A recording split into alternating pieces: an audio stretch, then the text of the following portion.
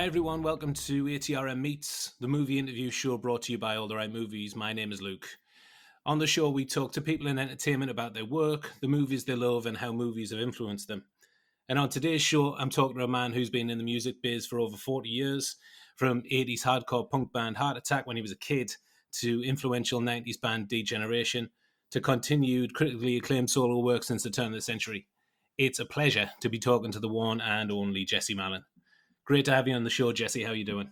I'm doing good. Good to be here, man. Yeah, this sounds like a fun show. I was checking it out earlier, and I like what you guys do. So Cool. thanks for having me. Yeah. Awesome. Thank you. So, what's it like being back on the road after the last 18 months?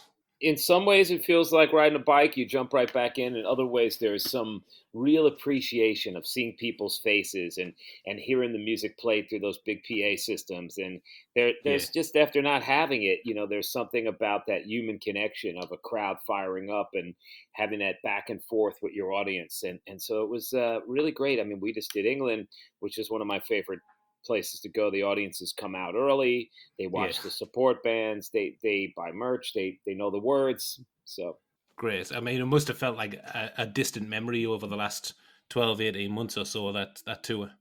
yeah, well, we were playing, to the cameras. I start out with a podcast in my house, live stream. Not even a Yeah. podcast, a live stream where I set up a little camera on a stick with some gaff tape and took everybody into my home and recommended films and books and sang songs with backstories. But that grew to the band going in the basement of a club with nobody there but the cameras.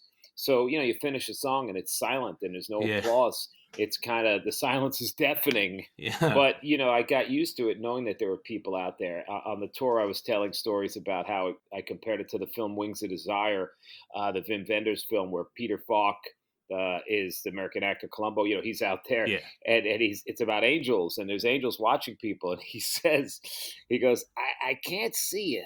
But I can feel that you're there, and that's how I felt about the show. So I felt like it was like Wings of Desire, like Peter Falk. But after a while, you look at the numbers and see how many people are watching and people are sending comments and things like that. And so that Yeah. was a good connection. I mean, music in general is always for me to a way to say, all right, we're not alone. There's other people that are going through something that you might be going through. And, if we turn up the music loud enough, we might not feel the pain, Cool. so.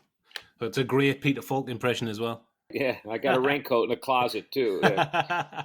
When we were kids, I've seen a lot of films with him, and obviously Columbo was a huge hit over here as a Yeah. show. And there was something comforting about him, and amazing. And he had that one eye, I guess, is a glass eye, and Mm. it just I love to see actors where their charisma and their balls or their personality is so strong that they don't have to be traditionally good looking like by the book, like Jack Nicholson being one of my favorites.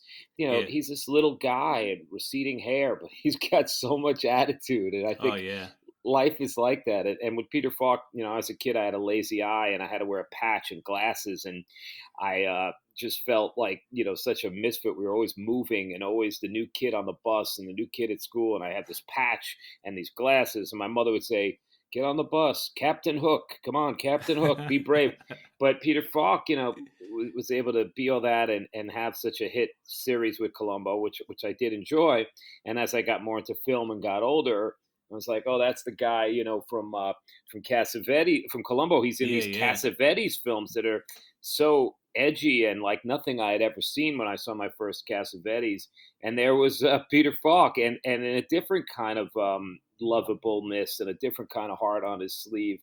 And the same way, it was a connect, but it was like, wow, he's done these really tough Yeah. human films, and then he plays this bumbling sweet detective.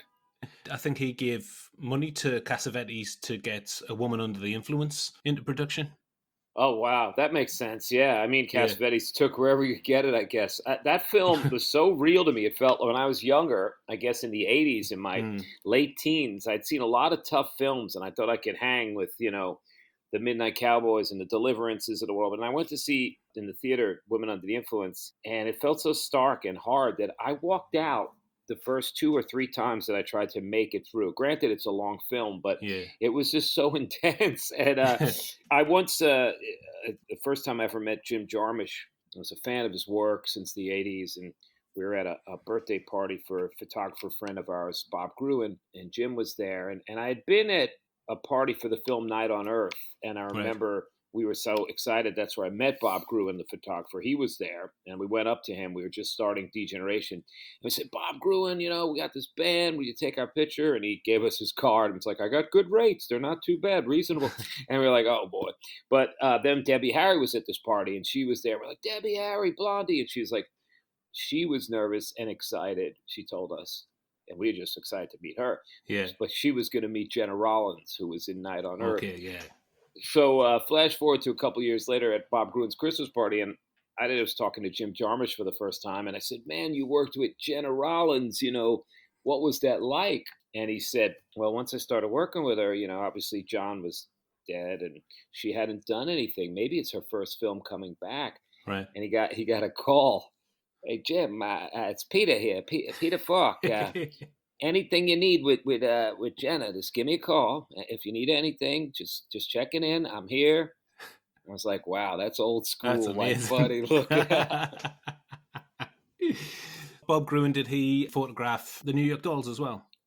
he photographed pretty much everybody. I mean, Mm, Bob, started out doing Dylan, I think, at Newport Folk, and right. he Jesus. made his bones with Ike and Tina, touring with Ike and Tina and the Ikeettes, and actually had was on the first video cameras. There's a film out there of his time with Ike and Tina, Hmm. and a lot of behind the scenes stuff, and then went on to, I mean, I guess his, as he would say, or some people say, his big hit single might be John Lennon, Right. a lot of that, but also Zeppelin, Front of the Plane, and Kiss, Ramones, and of course the Clash. And yeah, Bob is just he's got such a vibe. He's one of these guys that you want him around because he doesn't blow the vibe or feel intrusive, and the camera, and he's just there as a person. He's chill, and then he catches the moment, and he caught a lot of moments. So it's fun. But when you hang out with somebody like that, the stories are equally as good Yeah. as the photos. And for years, we're pushing him to write a book from all these dinners with the stories and beers and stories. And then finally, he's got the book of the stories out now. So that matches, with the photos. But Yeah.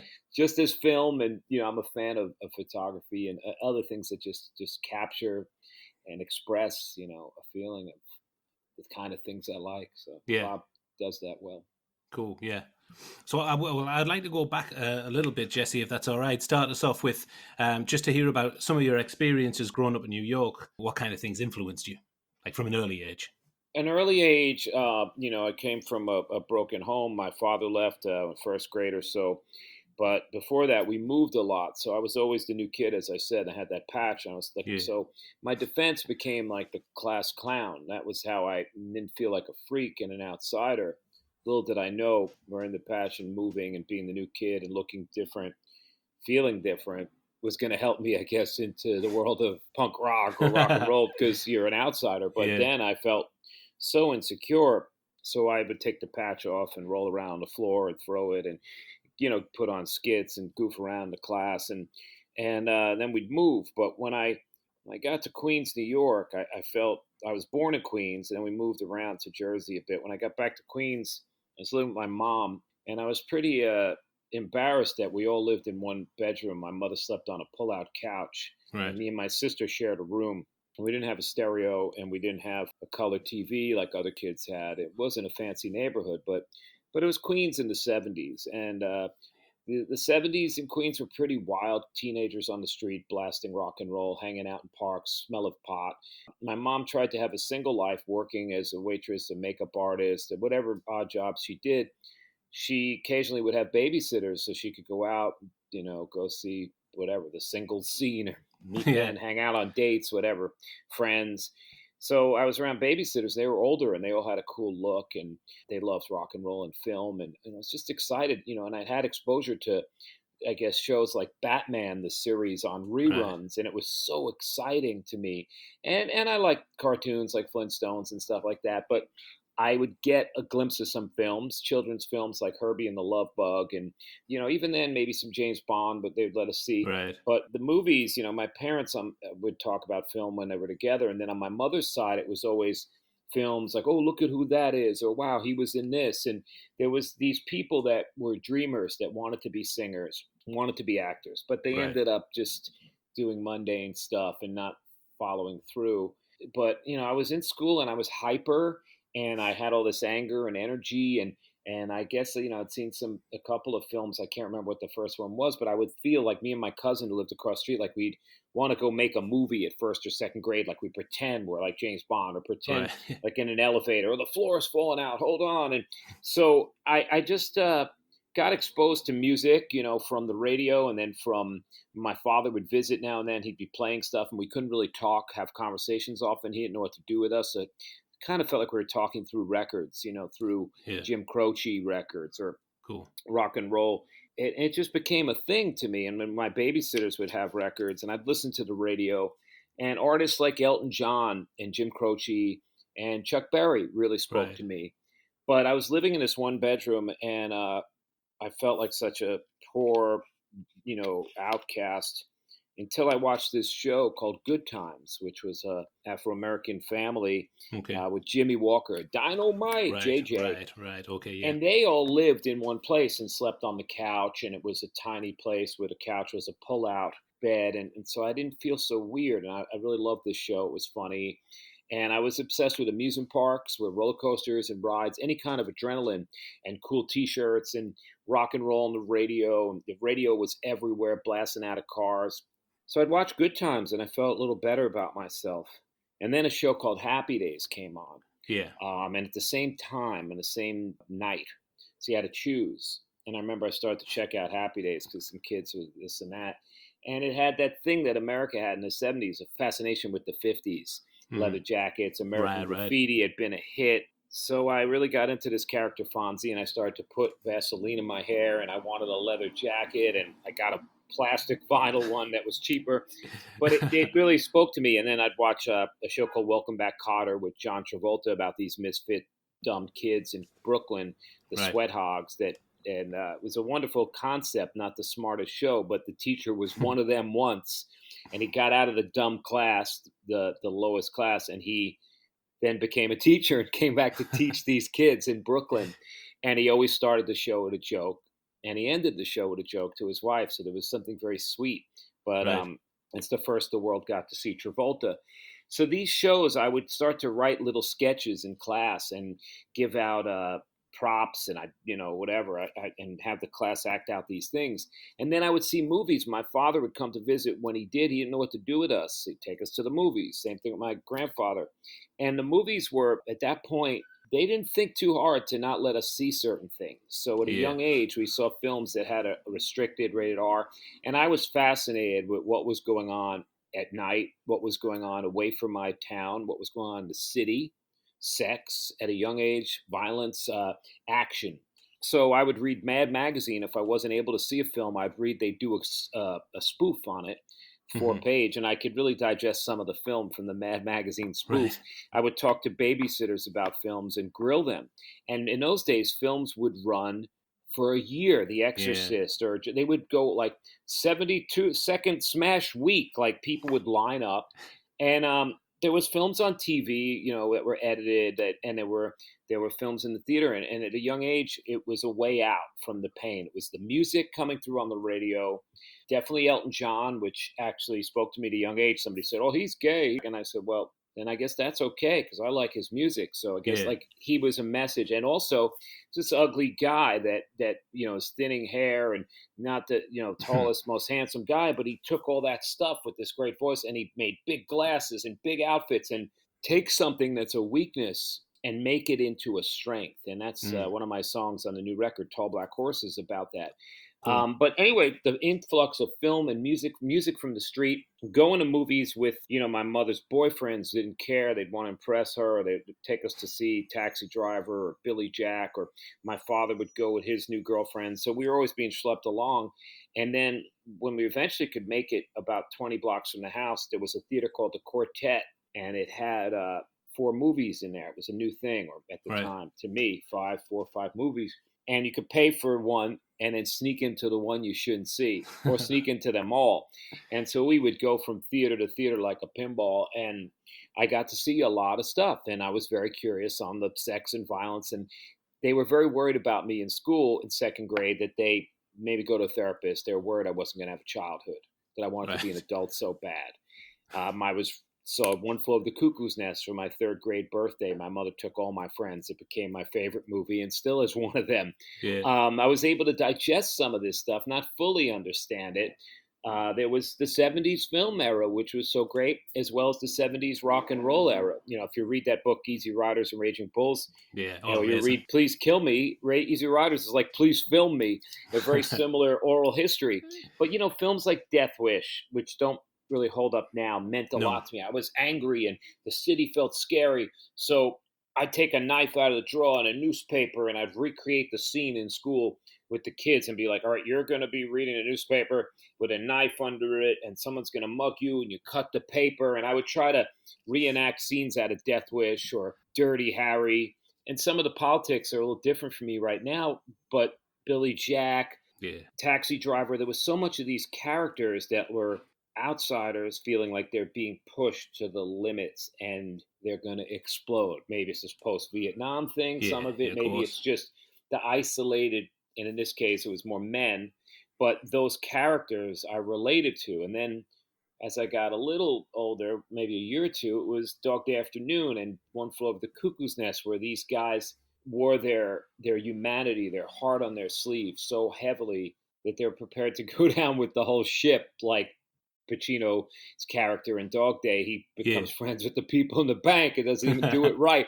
And Cuckoo's Nest is very similar to me, where Nicholson, McMurphy, has to stay to get Billy Bibbit laid and throw a party, and he could have got out. He had his moment, but Yeah. something inside him, this is where he's comfortable, or that whatever. But so that's going on, and I'm really into Elton John and the Who, and my babysitters, I have crushes on them, and I would grill them on things about the world, and I would try to see as many films in the city or whatever. But I was in Queens a lot, and that was my way out to the world, and it took away pain, and it felt so exciting and electric when you heard Benny and the Jets on the radio and there was a Yeah. crowd noise and you heard applause. Live records were a new thing. Chuck Berry's biggest hit was My Ding-a-Ling, which Yeah. is a Yeah. dumb song, but it was Crazy.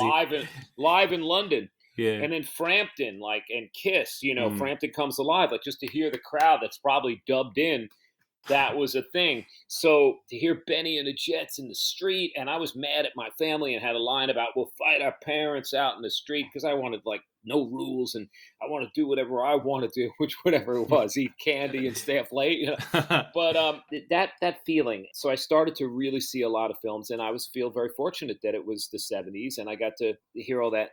And then I got into Kiss, and that was the Yeah. next chapter. That hit me on a comedy Halloween special, Paul Lynde Halloween special. And there they were, Firehouse. And wow, well, it has violence and it has leather and this energy and it's railing.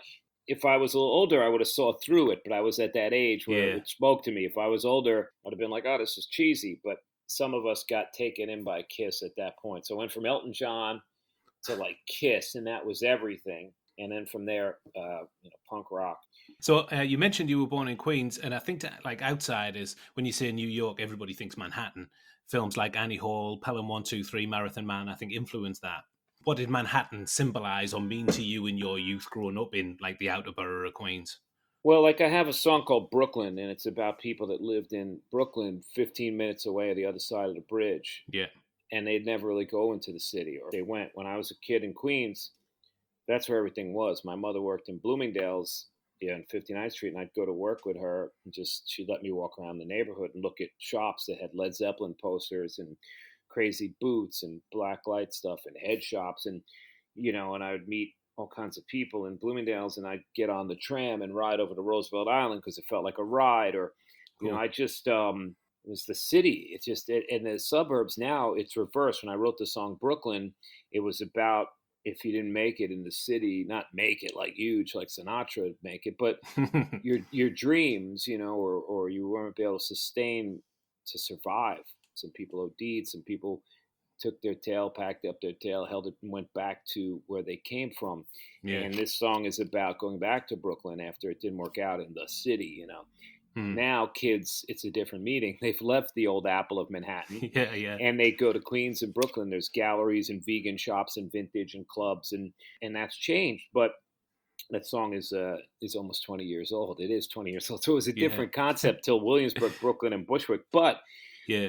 I would go into the city on my own, because once I realized the train, that it was two trains and a bus to go from Whitestone, Queens into Manhattan. And I could be down there. And I went to see a film called Rock and Roll High School, a Ramones Yeah. movie made by Roger Corman. Alan Arkish directed it. You've probably seen it. It's great. And I was looking for a theater called the 8th Street Playhouse, which I had no idea was above Electric Lady Studios. And I Wow. had no history about the Village. I'd never been down there, but I heard of these places, CBGBs, whatever. So I got out of the train on Broadway and 8th Street, the R train, and I was supposed to go right, make a right turn towards the 8th Street Playhouse, which is 3 blocks west. I Hmm. walked east. I passed 3rd Avenue, 8th Street. I'm looking for the 8th Street Playhouse. Now turns to St. Mark's Place. It has a different name. I don't know what this is, St. Mark's. I never seen a street with a saint name. I'm walking down that street, and suddenly it's just shops with Dead Boys shirts, Ramones cardboard standees, record stores, scary fun people, leather pants, music blasting, records, spike bracelets, things you couldn't get in Queens, crazy pants, shoes. And the further east I walked, Second Avenue, there were people with stuff laid out on the sidewalk selling stuff like, stolen shit, who knows. The further east I walked, it got scarier and scarier. People walking in the middle of the street yelling things, "Ah!" Like it was like out of a Scorsese film or something. But Yeah. so I turned around back and I made a mental note. This is the place. I found my tribe, Yeah. I've come home. but I got to find the 8th Street Playhouse. So I turned around and I walked the other way Mm. somehow. So maybe I asked somebody, and then I ended up right there waiting online. I used to get to things very early, hours, and be the first. And there were these two kids in front of me, and they were like, "Yeah, this is the 8th Street Playhouse." And they said, "You like the Ramones?" And I said, "Yeah, I love the Ramones." And said, "You like the Pistols?" I said, "Yeah, I do, but the Ramones, that's it for me." They were from Queens. They wore the Yeah. same jacket that Fonzie wore in my favorite TV show, Happy Days. The leather. So it was a lot of stuff. And they had these anthems like Kiss had, where they bang on a floor tom and shout lobotomy or hey ho, let's go. It wasn't that far from rock and roll night, or shout it out loud. Or Hmm. there was this gang, this thing of this band that was four superheroes, four guys with their personalities, just like Kiss or the Beatles. So, but Kiss had been the prototype for me to understand a band, a gang, a team, a thing. And the Yeah. Ramones had that, except I could learn the songs a lot easier and write my own. So I'm online, and these older kids turn around and they said, "Yeah, you like the Pistols, you like the Ramones. Well, you should hear the Clash." And I said, "Yeah, I don't know if I ever heard them." I said, "They're better than the Ramones." And I was like, "Yeah, Yeah. sure, sure." Whatever. Next thing I know, I buy a Clash record. I'm like, "Oh, I know this one. I Fought the Law. I heard this on the radio." Suddenly, reading the lyrics, and my life changed. But while I'm standing there waiting to get into the film, because it was opening day, I was that obsessive. I would go into the city to see Rock and Roll High School. I got to be there 4 hours early, opening day, get the best seat because it's general admission. So you just put the work in. And it's 8th Street, and it's the West Village. It's a lot of shoe stores and record stores. And we're online, and it's not that busy. I feel like it's a Friday afternoon. And as we're standing there waiting for the movie to let us in, there's only about 10 of us. I happen to notice on the other side of the street, walking, I guess would be east, is Johnny Ramone and some blonde girlfriend or Wow. whatever, wife, I don't know. And I see him. Now I think back, what was he doing? He lived on 10th Street. He's walking by to see, probably like your name of your movies, like on this big thing. Like we do that, Yeah. first time it happens. It's exciting. Of course. So I saw him. I chased him down the road, and I wanted an autograph. And he would be the first real person that I was a fan of that I'd meet. And when he spoke, he had a very nasal, strange kind of voice that he never sang in that band. He just played the Mm. guitar. Such an amazing guitarist, and he looked so cool. The leg spread and the downstroke, inventing that really and perfecting that to such a level. I couldn't think of any song except Zeppelin. Communication Breakdown, I guess, has that, but Right. Johnny really invented and perfected that. And I asked him for an autograph, and I was just in heaven, like, and he was so nice and great. I ran back to my place online, and then I made a note that I would go back into that city. I would go back to that neighborhood again, and go to the store Trash and Vaudeville that had a glossy pink bag, and they sold stuff like the shirt you're wearing, the cast, like that you couldn't get anywhere else, Yeah. especially then. Not at all. Like if you wanted cool bondage pants or whatever they were called. You wanted Doc Martens. You had to send somebody with money to England, but that would be later. But these things they didn't have in Queens. Cool T-shirts, spiked Mm. bracelets, like you saw in the pictures of the bands, the Sid Vicious, and this one and that one, and badges, buttons. So I would go into the city and I started to make a group with kids that had equipment in Whitestone, Queens. If you had a basement, all right, you're the manager. You have a drum set, your brother has a drum set, you're the drummer. We're gonna do this band and I'm gonna dress you. So I go into the city with, whatever money I could muster up, and I'd come back and the older kids, you gotta remember now, Queens, New York is pretty close-minded. The Archie Bunker, All in the Family. Yeah. It's bigoted, prejudiced, homophobic, racist in a lot of ways. Not everybody. So, and the Village People are on the radio. They had Macho Man, are dressed, very openly gay, which was Yeah. wonderful. But on the same label as Kiss, Casablanca. So that's in the air, and people are, they're making fun of people, and people getting beat up for stuff. They would fight in those days if you looked different. When I was into Kiss, I got beat up by people that liked Zeppelin that were older, or Sabbath. When I got into Yeah. punk, you got beat up by everybody. So the funny thing is, I'd come back with the pink glossy trash and vaudeville bag. That's what they gave you. And then these kids would go like, "Where you coming from? The village? The village?" And what they kept saying it, and what they were saying, the village meant like you were gay, Yeah. and whatever. Obviously, that's not a bad thing. And these days, it's way more accepted, thank Jah. So that would be the thing, like, oh yeah, you're coming from the village, Yeah. and they would say that, and that's where I was coming from because that's where the stuff was. Now, in my eyes, the West Village was where all that stuff was, Okay. and the East Village was where the rock and roll was. I didn't realize how everything is mixed and there's degrees of sexuality and all that. I had no idea of this, but I did know that Elton John was gay and David Bowie was gay, even if they said they were bi or whatever. That Yeah. Yeah. that it was a part of the human thing, and so those people, it broke those stereotypes and those boundaries and that ignorance. I came from a Jewish background. We get into fights. People would say, "Oh, you're cheap. There's a penny on the floor." There was a lot of anti-Semitism. I never thought I was a Jew. I always wanted to be just, my own self. And none of my favorite bands were Jews. I'd say to my babysitter, "Who's Jewish in rock and roll?" Because you'd see the big crosses on Yeah. Sabbath and Roger Daltrey and Zeppelin. Everyone had a crucifix. And she'd be like, "Bob Dylan." And I'd be like, "Oh, some curly head guy with acoustic guitar with a weird nose talking weird." I didn't get it back then. And I realized, down the road that there's so much Jews in showbiz. I don't care. I wasn't bar mitzvah. I wasn't raised any religious way. Yeah. The Judaism I liked was Mel Brooks, and films like that were Yeah. impactful too. So there was so much hate, racism. They had fireworks on 4th of July. They'd blow up the whole neighborhood. Halloween, they'd wreck it. Like, it was so fucked up. It was just so much. But my family wasn't like that. We were fans. My cousin was a fan of Hank Aaron, had a poster, and it was never like we didn't have that. My grandfather brought down into my mom and my uncle, like, it was just, there wasn't that kind of thing. Maybe being Jews that were not that far off from the times of the Holocaust, that there was acceptance of in my household Hmm. of that. Maybe in some ways some judgment of people that were different, but the homophobia was pretty huge. But it is an interesting thing with all that attitude in Queens and probably all of the boroughs and suburbs and parts of America. Dog Day Afternoon comes out and it stars Al Pacino. Yeah. And Al Pacino is, superstar from The Yeah. Godfather, a Godfather. tough Tough guy. Italian macho, right? So you go into this film in a packed theater. Here's the new Pacino. It's about robbing a bank. And it's still one of my favorite movies. True story. Yeah. And you're watching this film with every knucklehead, homophobe, racist, or whatever, probably some good people too. It's packed, just, regular Joe Queens. And as you're watching the film, they're robbing the bank, and if you know the film, and somewhere in the middle, you're just rooting for them. I mean, it's like you want them to win, you want the money, you want them to get away, and then you find out why he's robbing the bank. And he's robbing the bank to get his boyfriend, wife, male, a sex change to become a woman, Leon. And this is the true story. And nobody in the theater, they stick with him. They back him.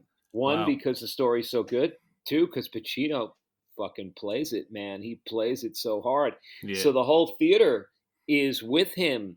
And the biggest, homophobic macho douchebags all at the rooting for this guy, and they bring in his wife, played by Chris Sarandon, Yeah. and you see that he's a mess and a nervous wreck. He's been beaten down by whatever he has in his mind and his life, and you still root for this guy. So it was a great little observation and lesson. I didn't realize till years later how powerful that was. And of course, The Pacino power would of then, cinema. yeah, and Pacino would go and would go and play Cruising years later, a Yeah. Friedkin Oh, film which is a weird, flawed film, but he went for another extreme, yeah. role in the, S&M leather West Village world. Yeah, Cruising. That's a film. It doesn't get talked about too much, but it's pretty fantastic. I've recently read Sil Sylvain's biography, and it seems like you couldn't move at the time without seeing something cool or iconic. Did you feel that? I mean, I might have been maybe 5, 10 years on. We felt we missed a lot of that, but I drive home from the city after my mother would take us to visit somebody and look out the window of the car and see all the hookers lined up and see people outside of Max's, and it looked like how the hookers look outside the window in the Taxi Driver film of Travis Bickle's the character. You'd see people hang out in the street. I mean, outside my window, I didn't want to go to bed, even in Queens. They'd be blasting Zeppelin on a boombox and drinking, and the special city bus was full of weed, like a Cheech and Chong film. And in the city, it was just like freedom and sex. It's before AIDS. You could go to clubs. When I started to go to clubs, 12, 13, they didn't ask you for your ID. You had to be 18, but then Yeah, eventually 21. They didn't enforce it. So I started playing music in clubs from I was 12 years old and going to Max's and going to CBGB's. And it was more about what you played and who you brought in the scene and how you looked and how you carried yourself. But there was so much mystery, and the city was falling apart, but yet a lot of the things that in great art, I think, come out of times of poverty. So, that's probably why all the people moved to Brooklyn and Queens, because the yeah. artists couldn't afford the corporate Manhattan in the Mm, 90s and early 2000s. You got to go where you could live and create. So the East Village, which as I walked further east on St. Mark's, was bombed out buildings and really tough neighborhoods of Puerto Rican gangs and a lot of junkies and violence and people desperate. But in there, you can find a $200 rent for a place where you could rehearse and do all yeah, these things. So yeah, the city was everything. It was eye opening. It was a change, and I guess the main thing was it was a place that you could be yourself. You could be different. Like I said early on, the music spoke to me, film spoke to me. It's okay to be scared. It's okay to look different. It's okay to be angry. It's okay. There's other people that are going through this, feel isolated, and we can get through this because you're not alone. These songs are speaking to you, and these neighborhoods and these streets spoke to me. And we kind of missed out when I went to CBGB's and auditioned with my first band, Heart Attack. We were yeah. influenced by the Pistols and the Ramones and the Clash and Dead Boys. So we went there on a Monday night for the CBGB's audition showcase, and we failed. They said, "You missed it. It's over what you're doing." They tried Wow. to tell us that the music was over, but I think we also were supposed to bring like 35 drinking drunks to pay for the bar, which we didn't know anybody. With kids drinking in a brown paper bag in an alley somewhere. What happened was I said, well, what do you mean we missed it? They said, oh, yeah, that shit's over. It's 1980. It's 81. It's done. Try something new. I'm like, really? Well, I only knew the main three food groups of punk then: the Pistols, the Clash, and the Ramones, maybe the Dead Boys. But Blondie was playing disco, and Yeah. the Ramones were trying to have power pop hits, and blah blah blah. So he said, "Yeah, why don't you try something new?" I said, "What?" They go, "Like rockabilly or new romantic." I'm like, "I'm not going to dress up like a pirate and rockabilly." Like, so I started to walk further east towards Avenue A, past the Bowery, and I saw flyers for groups like the Stimulators and the Bad Brains, and there were clubs, and everything was put up with wheat paste on a flyer on a wall in a bucket, and just with a brush. And these are bands that aren't advertised as much in the Village Voice, the paper that you got that had all the Yeah. gigs, the listings, the free listings weekly. So I ended up walking down and saw things. And I had seen this kid online backstage to try to meet the Clash on at the Palladium. And it's this little kid that the Clash was so nice to. Turns out he's the same age as me, but he lives in the city. And his name's Harley Flanagan. And he's a drummer of the Stimulators. So I saw Right. the flyer. I was like, all right. I went to see them. They had a little 7-inch out, independent 7-inch, Loud Fast Rules. And there were kids my age at the gig. And they were jumping up and down and knocking into each other. They weren't just pogoing like the 77s thing. They were Yeah. pushing in and out and moving side to side and knocking tables over. And the audience was just a lot of kids that would eventually make other bands like the Beastie Boys and stuff. From that band, which I see as a bridge band from the punk days to what would become hardcore, Hmm. we started to see the Bad Brains, and they were the fastest, tightest, greatest group I'd ever seen. They even had a song called "At the Movies." I love movies, and HR, the singer, would do backflips, and Yeah. and my friend Jack Flanagan said, you got to see this, and we went, and then he started to listen to his Ramones records on faster speed, and listen to groups like the Dickies. But at that point, the fastest stuff you could hear was the Ramones or the Dickies, and then here's this Bad Brains from DC, jazz fusion chops as players, tight as hell, Yeah. and angry and punk. It was like this great thing, and then suddenly we start to feel like, wow, there's something else that could happen. Maybe we can add something to this, and subconsciously you're saying that to ourselves in some way. Out west, here's a record. You'd go into a record store, the record guy would be like, check this out. Here's some stuff in England you might like. It's called Oi. All right, give me the UK subs, Cockney Rejects, give me Disc, give me Discharge. Wow, this is different. This is crazier. Give me Exploited even. Then, all right, give me the Dead Kennedys record. You'd hear it, you'd look at the cover, look in some fanzine from the West Coast. Holy shit. Circle Jerks. Wow, this is faster. Black Flag. Suddenly these bands go on tour. I go see them. I start to change the way I'm writing with my band. Yeah. I'm in junior high school. I put ads in the Village Voice and flyers up in head shops, and I find a trio. I put together a band after different failed attempts, and that's Heart Attack, which we started to play in the city, and we finally got booked at CB's and Max's the summer of '81 with other bands of kids from Queens, Jersey, Long Island, Brooklyn, around my age, maybe a little older, that all found each other on a corner in East Village here and there, without cell phones, without like in the Mel Brooks Spaceballs, use the Schwartz. You just had that thing. And Heart Attack put out the first New York hardcore single, "God Is Dead." I didn't know anything about Nietzsche. It was an EP, 3 songs recorded in Long Island City in Queens. And I was on a label, Damaged Goods, which was my friend Lyle Hyson had a fanzine that would review Gang of Four and the Stranglers and interview other bands and Dead Boys and Jello Biafra. And it really chronicled the scene and records coming out at that time. And he thought, wow, there's this label, in DC, Discord. We had met those guys. They put out Teen Idols and Minor Threat and SOA, Henry Rollins' first band. Right.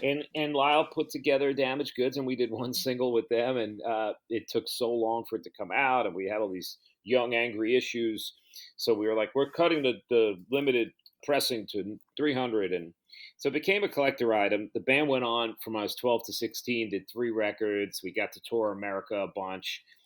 Went to a weird high school that I could go away from and not get beat up and be on tour, go to Mexico City. We went out west with a group called GBH and Social Distortion, and you took a credit card, like a fake telephone card number from some guy in Times Square for $5, and you could book the whole tour because long distance calls were Yeah. pricey. And 12 to 16, we played with all those bands: Misfits, Dead Kennedys, Circle Jerks, Black Flag, and did our records. And I played the whole club scene in New York. I never really got into drugs. Music was like the thing. It was Yeah. a big message. I mean, straight edge has become kind of trendy, but it was a sentiment that Ian MacKaye, the singer of Minor Threat, had, and put it in a song. But also people like Jello Biafra from the Dead Kennedys and Henry Rollins and other people are like, you know what? We're going to have something to say. We're going to be in your face. We're going to be loud, crazy, and we're not going to be on drugs. We're not going to be the hippies or Sid Vicious or Johnny Thunders moaning and burning out. We're Yeah. going to be here and we're going to make a statement. And the Bad Brains were all about PMA, positive mental attitude. They were dabbling into little by little and growing into Rastafarian culture, which had a lot of positive sides, vegetarianism and health and just a spirituality that was going on. So it's different elements, reggae music, and a lot of things were just coming to us. And through hardcore, which would be this movement in the early '80s, was a little blip. It didn't get records money put. It didn't get a lot of Yeah. attention till maybe now, but it was something that we were part of. It wasn't, oh, you're trying to copy Johnny Rotten. This is like we're singing about shit that's going on now. Ronald Reagan, nuclear arms race, the war in Central America. We could be 16, get drafted. Vietnam was not that far behind. Hmm. And we had our own way of looking and dancing and the music. And you had 1 minute. The songs were faster and shorter, and you had like 60 seconds to say everything you felt in a song. And we got to work with, all kinds of wonderful people and play, I recorded a record at Radio City Music Hall upstairs where the Ramones had worked and, Blondie. Yeah. And Rick Rubin was in a group, the producer, called the Pricks, and he'd open up for my band, Heart Attack, gave a couple gigs at Max's. I'd come home from school, the phone was everything. Ma, I'm 14. Anybody call? She'd be like, yeah, Jello Biafra. And then one day he called. I'm like, stop, Ma, stop joking. Then he called, yeah, Rick the Prick called. Rick the Prick. I'm like, because it was Rick Rubin. He'd say, yeah, it's Rick from the Pricks. And we would do stuff with him, with his band, and other bands, great bands, Reagan Youth and the Misguided, and there was just so much. The Nihilistics, and they were all from different areas, and every band was a little different in that first few years of New York hardcore, and then it kind of got a little more cookie cutter to me. But Yeah. and some of those things that I learned from that time period was the DIY thing, like make shit happen, do it yourself. Mm. Like if you can't, no one wants to sign you, well, make your own record label. You can't be Yeah. booked at a club, put on your own gig. You don't have an agent, book your own tour, get a stolen credit card. So you were in Heart Attack. You were in a number of bands, the 80s, 90s, and you took the leap from hardcore punk to solo singer songwriter. I mean, I can't imagine it was as clean cut as that, but it's quite a dramatic change. Yeah, it was. I mean, for me telling the story, I always loved songs that had great lyrics, and I loved the imagery of to me an Elton John or a Jim Croce song, Sam Cooke or something like that. Even a Rod Stewart song that had like a story, like the killing of Georgie or Yeah. Maggie May or whatever. It just so it wasn't that different to me, but to my friends it seemed weird. But we were out there touring, and everybody was just more concerned about the mosh pit and the slam dancing, and they weren't listening to the lyrics or the songs we felt, and it was frustrating because D Generation had some pretty good lyrics and something to say. It wasn't just about like Yeah. stupid shit like tits and ass and cars and girls. It was a little more socially conscious stuff. So when I went solo, I stripped it down to an acoustic level where I wanted people, just me and a piano and acoustic guitar, to hear the songs. And D-Generation was always misunderstood in the press. They always wrote about the image and not the songs as much. So finally, I was brave enough to go under my own name, and some other friends of mine had broken up bands and went solo. And first I thought it was very adult, but people started to listen to the songs more and get them, and at least it appeared that way in the press. And then when I went on the road, people seemed to sing along here and there and talk about the songs with me, and it's kind of all I wanted at that moment. And that was very, very exciting and scary to be alone with acoustic guitar and eventually a band go out and open up for people in theaters, and just figure out how to do that as a singer Mm. and communicator. But I'd had a little experience when I needed money I guess in the 80s. I'd go in the subway train and do some busking, and I'd play like Ramones songs and 50s songs and try to pretend they were all 50s songs for the working class people. And I'd Yeah. get a few bucks on a Friday and be able to eat for the weekend and drink. Your lyrics are like stuff full of movie references. The first thing I picked up when I first started listening to you, like 19 years ago or whenever it was, almost grown from the fine art. It's dark from outsiders. So, what were the movie characters that you were drawn to? Again, these people that were outsiders that were fighting for what they believed in. In Almost Grown, I referenced Billy Jack. Yeah. I saw that movie with Tom Laughlin, and fighting for people, Native Americans and underprivileged kids, and just using martial arts. I mean, of course, it's violence. Like, don't push me, and then he beats everybody up. It's an eye for an eye. But Billy Jack was this great independent film. I didn't realize the story behind it, how powerful that would be. But as far as in the history of independent film and the success of it, I just like the character. Characters like that, characters like Travis Bickle and Taxi Yeah. Driver, probably Danny Rose, Woody Allen character. I know Oh that's yeah. not PC to say right now, but it's No. a very positive person: acceptance, forgiveness, love. Star Smile Yes, Strong. yeah, exactly. People like that at early age, I guess, Dirty Harry and Charles Bronson, like Clint Eastwood, all that. But it kind of went away, and more people like Jack Nicholson's character in Cuckoo's Nest, R.P. McMurphy, Yeah. Randall, and I guess that those kind of people, Sonny Warsick, the Pacino character Mm. in Dog Day, those would be some of my favorites. And Brando and The Fugitive Kind, definitely an old Sidney Lumet film from the Hmm. '60s. And then eventually, people that seem to really care, but were in a messy place, like Harvey Keitel's Charlie and Mean Streets, Right.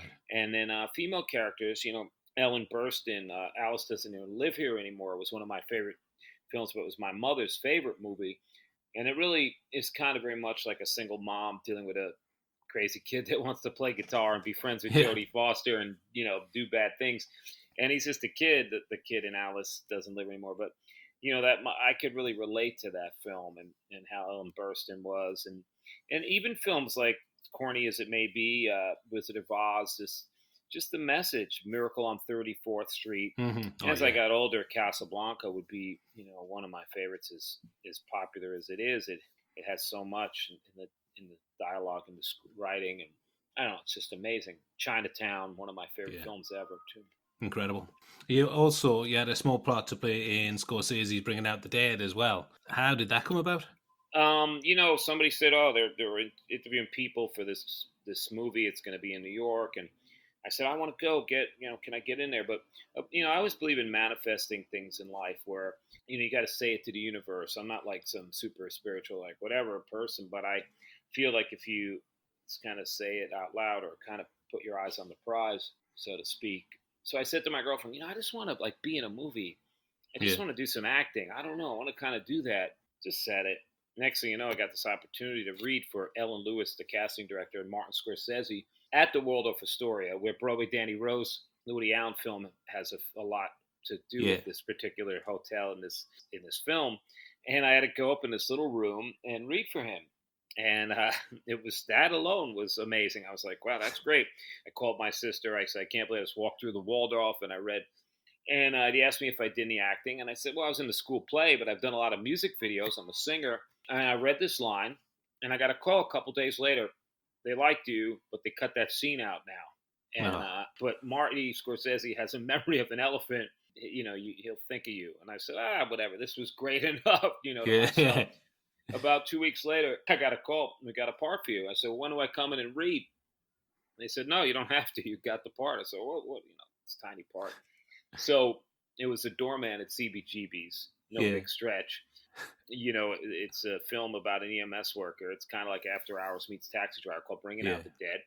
I walked the guy into the person that's OD'd, a musician on stage. Turns out it's Paul Simon's son, Harper Simon, who's Oh, I did my not know father's that. from Queens. Yeah, yeah. And we're at CBGB's where I was very comfortable. But we spent 2 days. I didn't get on so good with Nick Cage to start a film, but Ving No Rhames surprises was there. very nice. Yeah. And Marty just right away we started talking movies. I walked in to CBGB's and I had a trailer on Bleecker Street, and there's a light intersection on Bleecker and Bowery, and that's a scene in Mean Streets I always thought where the car stops and the light takes forever to change. And he goes, "What is Hmm. this? A coffee and cake light? What is this?" And so I walked up to Scorsese right away and I said, "Is that the coffee and cake light right out there?" And suddenly he started talking to me, and we just started talking music for 2 days that we were filming, and music would come on. Jane's Addiction would come on. He goes, "That's Jane's Addiction. They're one of the good ones, right?" And I was like, "Yeah." So it just became like a great experience, and he started to let me sit next to him and like watch back the thing. And I didn't really have a official line. Like, you better have a line, come up with something to say. So my line was like, "Right this way." Like my father would joke that, "Oh, your line was walk this way." But I got paid like $1,500 for 2 days, and I would have probably paid a lot more to be Yeah. around the guy. And we really talked a lot of music in between, watching how the cameras all worked. There was this crazy shot where the camera was on this tracking coaster kind of thing, and to film coming in the door of the club. And the film has a great soundtrack. Will say honestly, I don't think it's the best film of his. And I think there's moments, and there's some Johnny Thunders and Clash and Yeah. reggae and great stuff, and it's filmed good. I got to go back to it, but Yeah. it's compared to all the body of work that he had, fave. Yeah. But It's a what little an experience! underrated, isn't it? Yeah, I met him recently again, and I brought up that stuff, and he appeared to remember like me and whatever. And Really? Wow. I don't know. We were talking. I was giving him. We were at this David Johansen thing, and I said, you did this film After Hours. Your music is always so spot on. Like every film from Mean Streets, Goodfellas, whatever. I said, when you did the punk scene in After Hours, you put the ultimate hardcore song in there. You put "Pay to Come" by the Bad Brains. I mean, and he's 76 years old, and he just goes, "Pay to Come is the best. Pay to Come." Like 76-year-old man telling me Bad Brains. And I was like, and it was like a week before I'd seen Mott the Hoople do a reunion at the Beacon Theater, and Ian Hunter's 80 years old. They were really good. So I was like, yeah, Marty, I saw Mott the Hoople, too, and it was great. He's 80.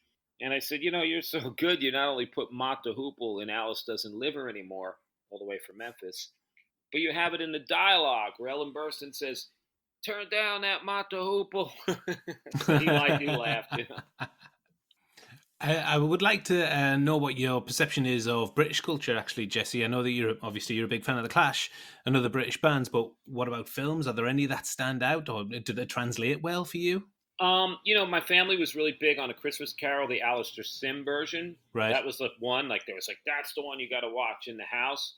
Obviously, as a kid, Bond films, from the Ian Fleming books. I grew up as a Roger Moore Bond guy, and then went backwards to Sean Connery. But at that age, it really spoke to me. The action, the excitement, the violence, the just all the as a little kid, like the imagination going wild. But in time, I guess Mona Lisa with Bob Hoskins Oh yeah. is definitely one of my favorite, I guess films from that. I would say, culturally, we grew up first with Benny Hill, watching this crazy, goofy show, get to see some titties and people dressing up in drag and slapstick, to the Kenny Everett video show, to Yeah. other British things on PBS, on public television. But it really was the songs, the places that the Clash would sing about, Generation Yeah. X, Streets, and the Jam, A-Bomb on Wardour Street, or the Kinks, Waterloo Sunset. So when I first got over to England, and everything felt like a song and a place, and all these local spots. I thought the Crown that Mick Jones sings about in the Clash "Stay Free" was like a particular bar. It's like, I found the Crown. Oh my God, from that song. And then I realized there's a ton of crowns in. It's like Every pub in England's called the Crown. yeah, it's like a Blarney Stone. So I would say, film wise, I like some of the, I guess the rock films. The Kids Are Alright, and the film on the Who, Gregory's Girl. I think there's been, obviously there's a lot, but With Nail and I has been a favorite of mine, With from Nail. tour buses, that is so a certain kind of British thing. Seeing Quadrophenia, the film, which I like better than the record, actually. I just like that. Even though Sting is in there for a second. But it's just seeing Brighton and the fights and the mods and the rockers, Yeah. and learning about that culture. Seeing Rude Boy by the Clash and hearing how people Right. spoke. And, there wasn't, I guess I was more involved in American films, and then eventually for foreign films, more into French and Italian films like Umberto D, and Fellini, like Nights of Cabiria. God, I have to swing back to this. My brain is just freezing on really good, because there's a lot of great. Maybe There's there a aren't lot of that great. many. No, there's a lot of great British film. I'm sure. Things that come to my mind: Get Carter. It was filmed near where I am. Yeah, Long Good Friday. Small Axe, that show that was on recently about Notting Hill in the '70s. Right. That was a good series. Yeah, there was a film called Babylon I saw recently, an older film about reggae and Jamaican community in London. So bringing it back to your latest record, Sad and Beautiful World, what kind of influences were you watching, reading, listening to at the time when you were recording that, if any? It's always some of your favorite bands, but sometimes you're desensitized to hearing those records over and over again. But the idea that the Clash, we had just learned London Calling, the whole album, for a charity thing, and the fact that they had made that record, and then a year later, this was a double record, that's amazing. A year later, do a triple record, 1 year. And I was like, all right, we got to up this. Sunset Kids was out. We did it with Lucinda Williams. We had a lot of songs we wrote. How can we make this better? How can we take this to another level? And I just kept writing, but I guess I'd be listening to a lot of old mellow stuff that Neil Young, Harvest, and Tom Petty, Wildflowers, stuff from the past. And then, still thinking about things like Sandinista and the Jam, and then some energy of some new groups like the Fontaines DC out of Dublin. They just had an angst to it.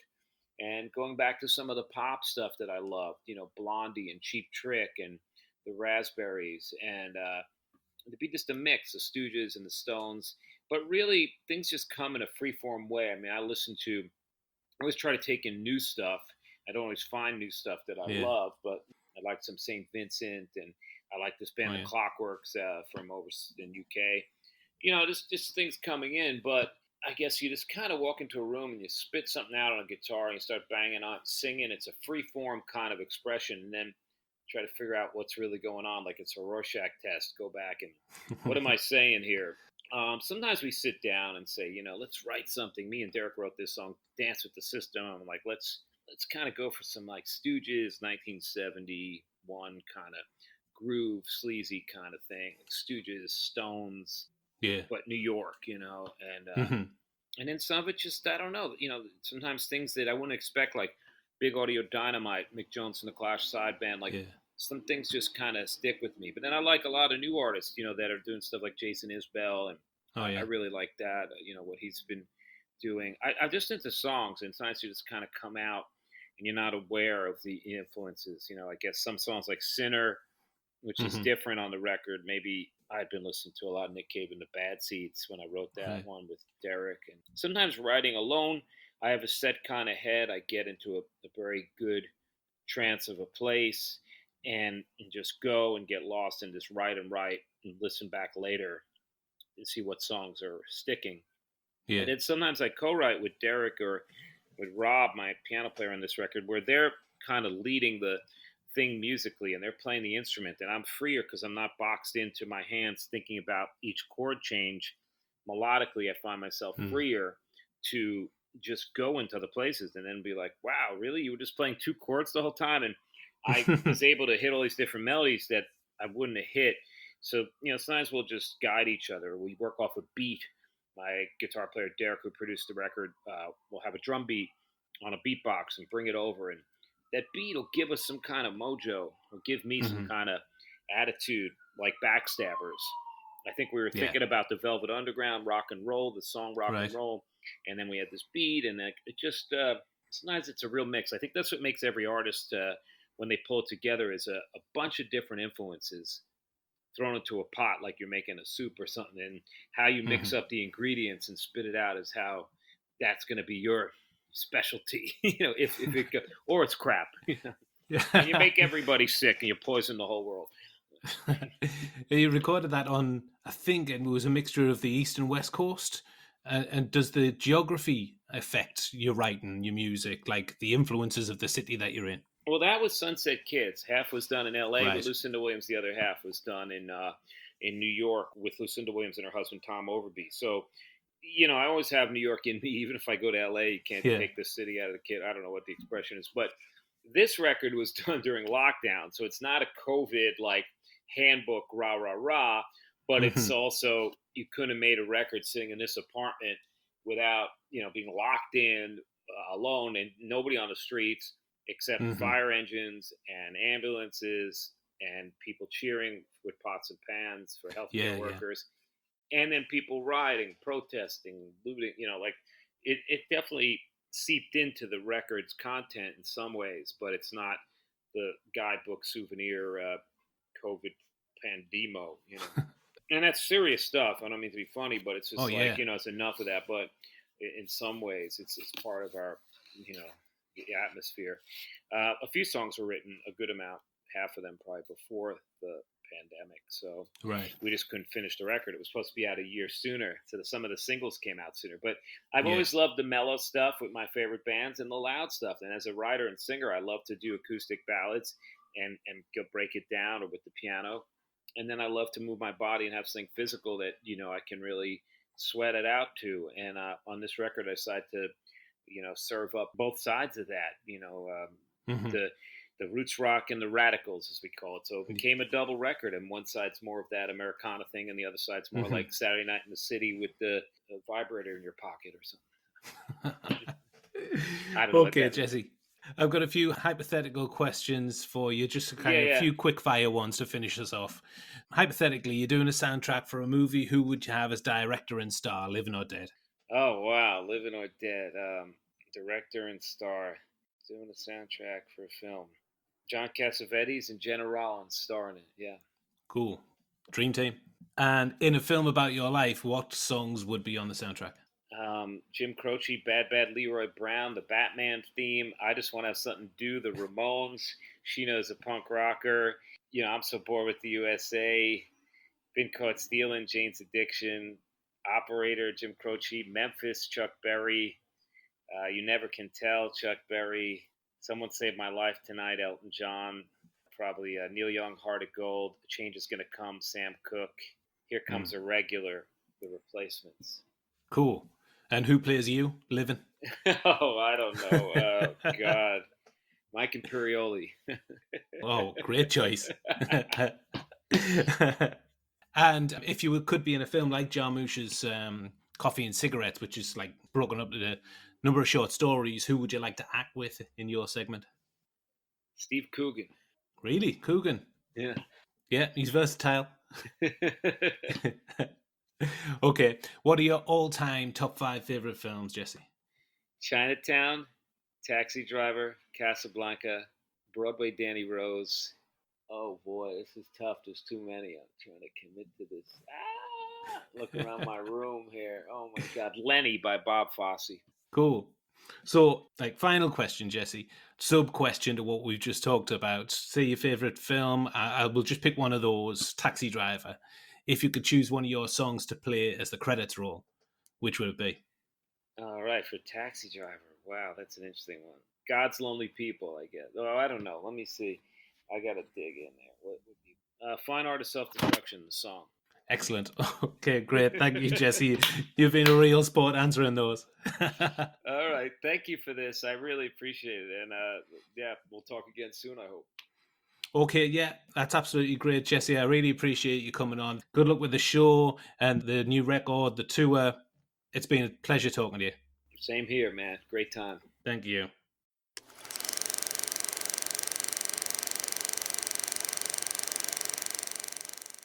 So there you have it. Fan of all the right movies, Jesse Malin. Great conversation and a great guy. Check out Jesse's new record, Sad and Beautiful World, out now, physical and streaming.